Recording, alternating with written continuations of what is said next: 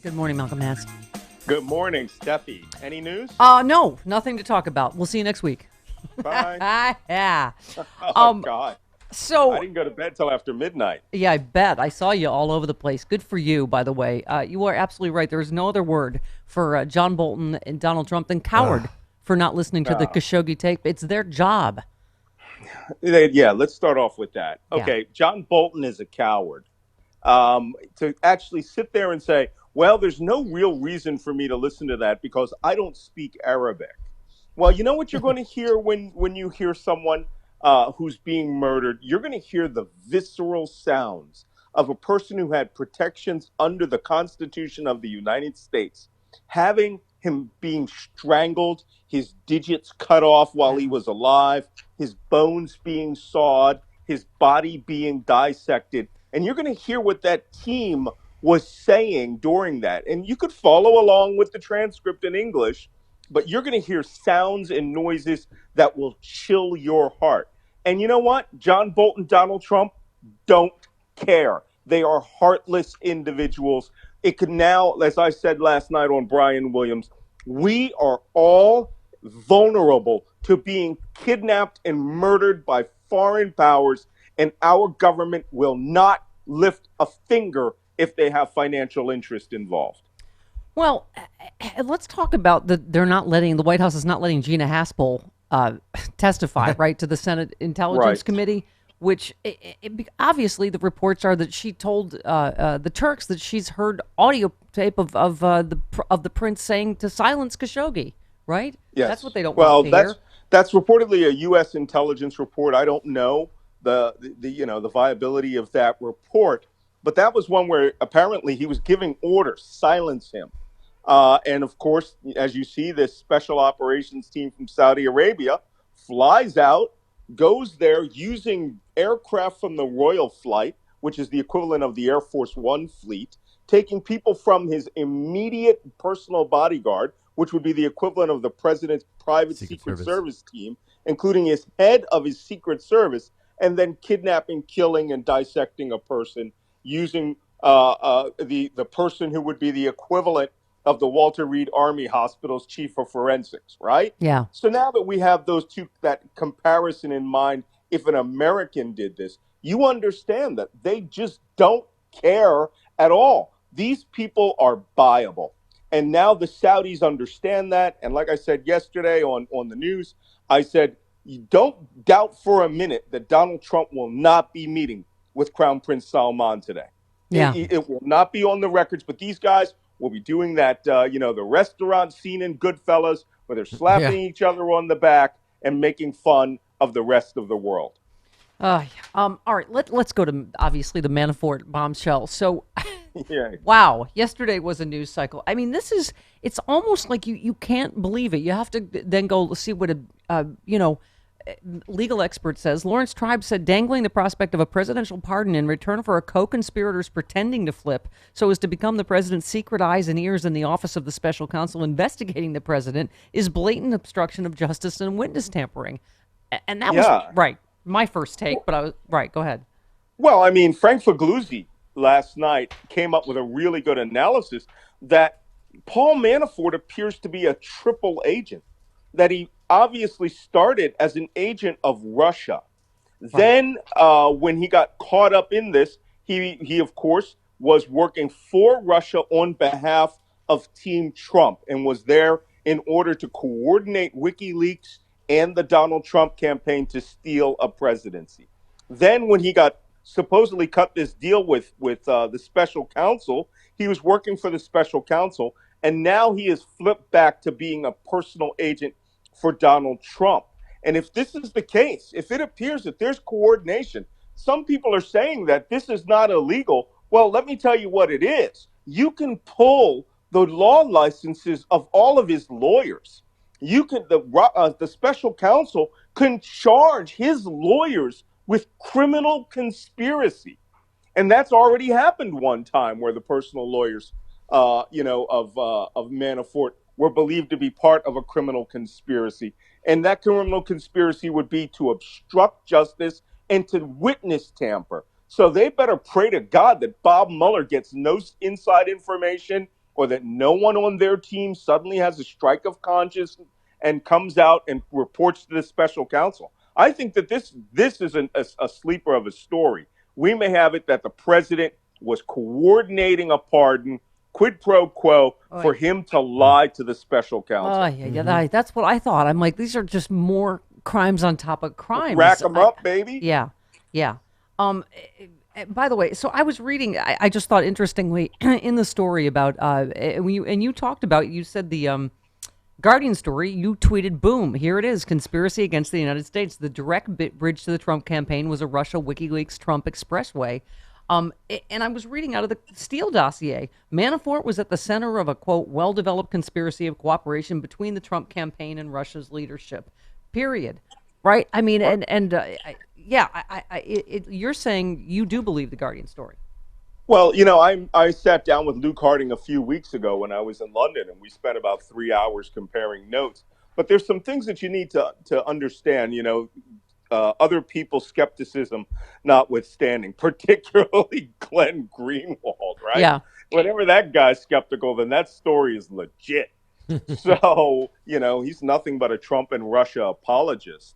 But the Harding, if you go back and Google it, Harding did some really groundbreaking stories last May where he got sources from Ecuadorian intelligence. And it was exactly what I had been saying for 2 years, that we would be getting intelligence from our sister intelligence agencies.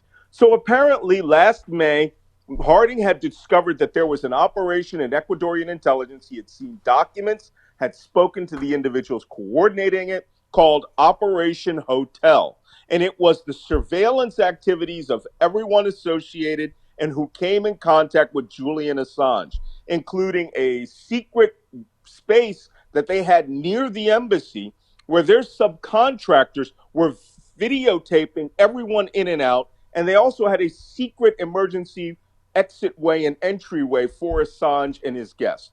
That's before Julian Assange burned down his bridges with the Ecuadorians. They spent $22 million surveilling people going in and out.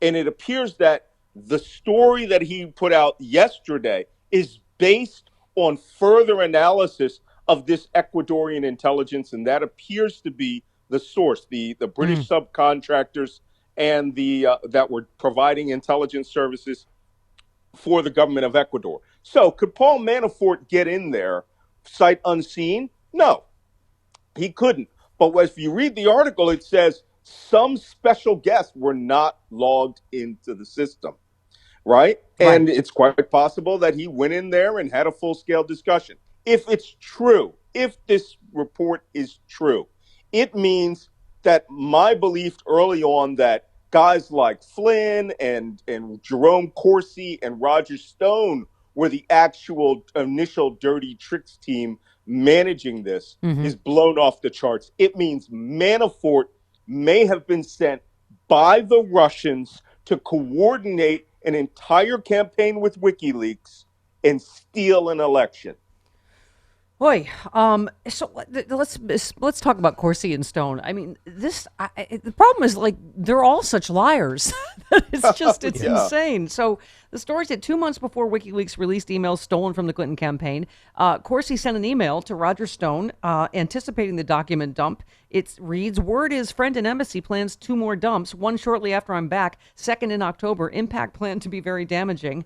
Mueller also sent Corsi a draft plea agreement. So since he's turned down the plea, we're seeing all this, including these emails, which I looks If really you incriminating to me.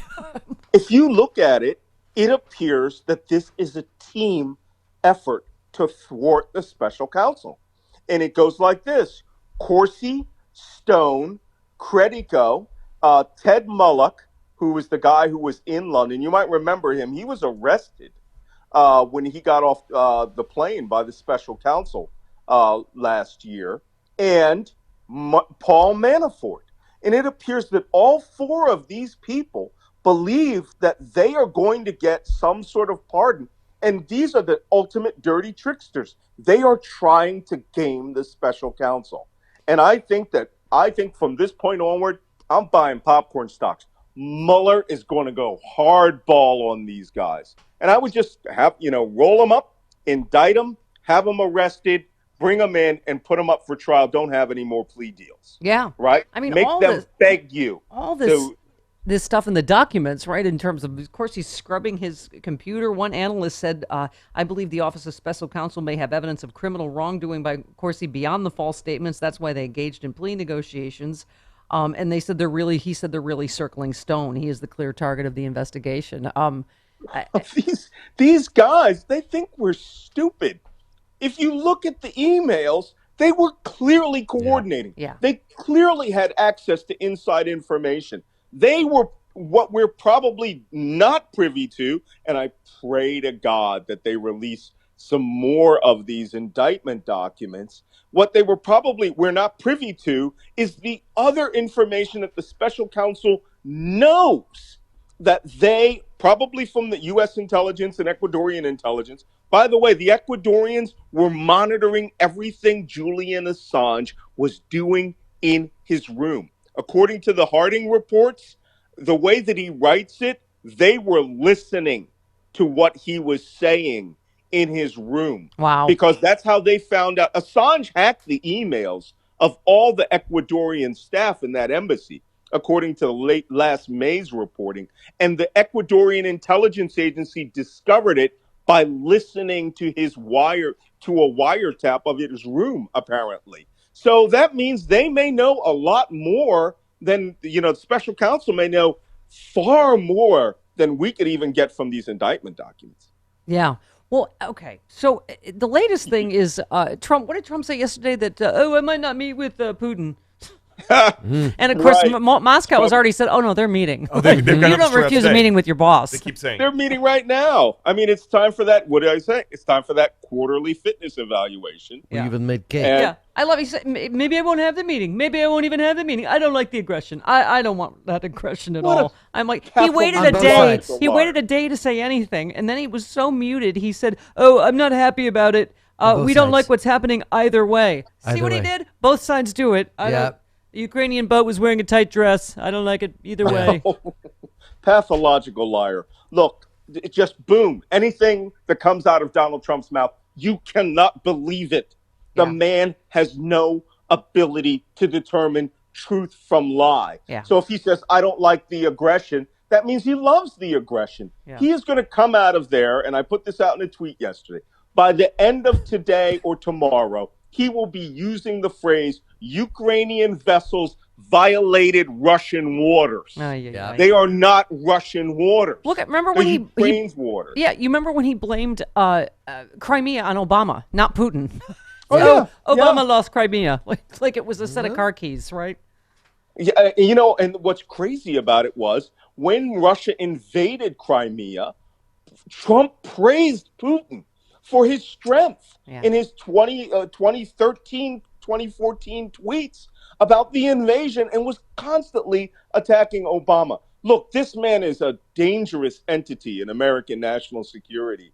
And you just have to understand that the man is a pathological liar, and you can't give any credibility to anything he says. He will prove anyone who does that a fool, except for his supporters, because they believe anything he says anyway. Yep. Malcolm, do you buy real quick that, obviously Mueller's known that Manafort was lying, but is this part of it that obviously he waited till Trump answered these questions in writing? We have Trump on tape saying these are my answers. I wrote them. And as you said, if they were coordinated with Manafort's lies, that's 16 more kinds of trouble, right? We can only hope. Yeah. I mean, I can only pray that he was well aware of everything that's going on. This is another thing. Although Manafort has attorney-client privilege, again, if he finds out and the special counsel and the judges determine that the coordination was to cover up a criminal act, they can remove those privileges. I mean, what if he's monitoring his phone calls in prison? Good God. I mean, Manafort wears orange these days. So he has very few rights. And, things that he says to the people in And in the isolation ward, or the guy that's sitting next to him that may be overhearing his phone conversations, the special counsel has more than enough ability to find out information that Manafort wouldn't want him to know. But more importantly, um, if Manafort has been trying to play this double game and like I said, cover for Trump, that's a whole new series of crimes he can be charged with. Yep. Oh, yay. Dr. Evil laughs all around. Malcolm, great stuff. Talk to you now. And who knows by next week what's happening. Oh, gosh. Yeah. All right. All right. Talk to you soon, my friend. There you go. Bye-bye. All right.